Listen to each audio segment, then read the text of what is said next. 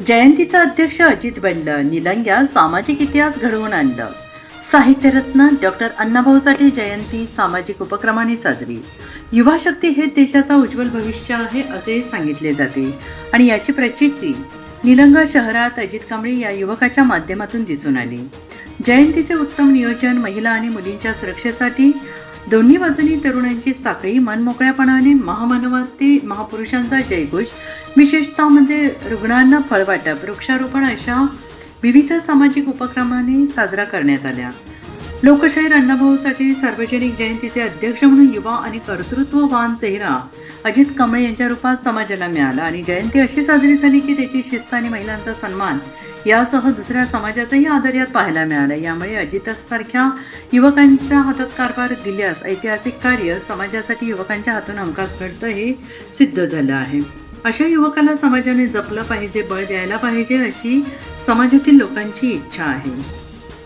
नमस्कार, मी असलम जारेकर. आपण पाहता APN महाराष्ट्र न्यूज. खरं तर गेल्या अनेक वर्षापासून निलंगा शहरामध्ये विविध महामानवाच्या आणि महापुरुषांच्या जयंत्या या निलंगा शहरामध्ये साजऱ्या करण्यात आल्या. त्यामध्ये विविध सामाजिक उपक्रमही राबवण्यात आले.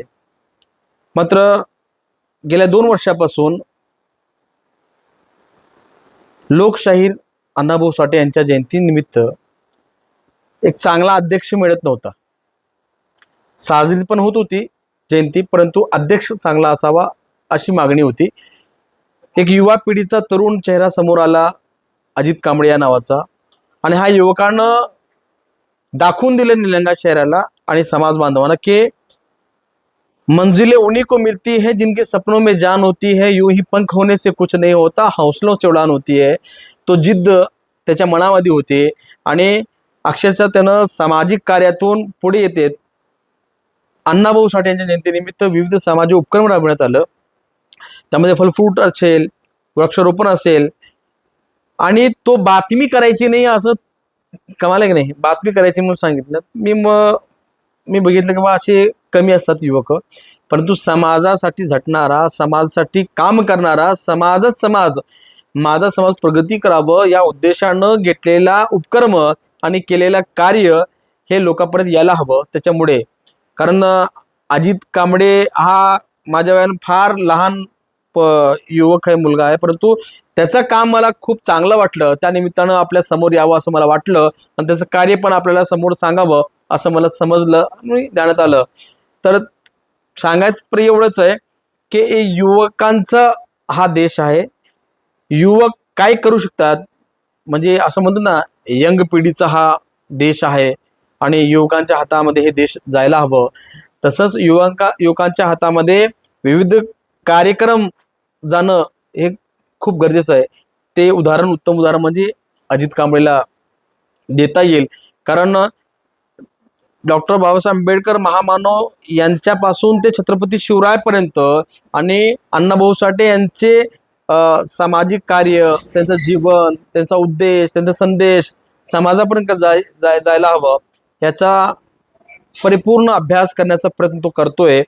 आणि विशेषतः नाका नंबर 1 पासून मी जयंतीला ऑब्झर्वेशन करत होतो, अनुभवत होतो की तिथून इथंपर्यंत जोपर्यंत छत्रपती शिवराय इथे थांबून, म्हणजे चौकामध्ये थांबून शिवरायांना अभिवादन करून त्यांचे जयघोष करून पुढे ज्यावेळेस निघाली जयंती, त्यावेळेस माता भगिनी महिलांसाठी खास नियोजन होतं.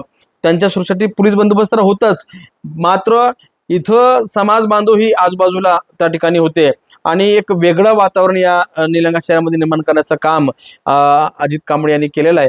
आणि त्याच्यानंतर महामानव डॉक्टर बाबासाहेब आंबेडकर यांच्या स्मारकाला नतमस्तक होऊन त्यांना अभिवादन करून त्यांना पुष्पार्पण करून तिथे जयघोष करण्यात आलं. तर मी एक नारा त्याच्यामध्ये मला खूप चांगला वाटला की जय लहूजी, जय भीम आणि जय जिजाऊ, जय शिवराय. म्हणजे हे सगळं नातं एकत्र जोडण्याचं काम या ठिकाणी ह्या युवकांना केलेलं आहे. खरं तर त्याचं मी कौतुक करेन. आणि अशा युवकांना समाजानं जपणं, अशा पिढीच्या मुलांना पुढे आणणं आणि त्यांना बळ देणं हे काळाची गरज आहे. मी असलम जारेकर, APN महाराष्ट्र न्यूजसाठी निलंगा इथे थांबतो. अशाच नवनवीन ताज्या घडामोडी पाहण्यासाठी आजच आमच्या YouTube चॅनलला लाईक करा, शेअर करा, सबस्क्राईब करा आणि हो, बेल आयकॉन प्रेस करायला विसरू नका.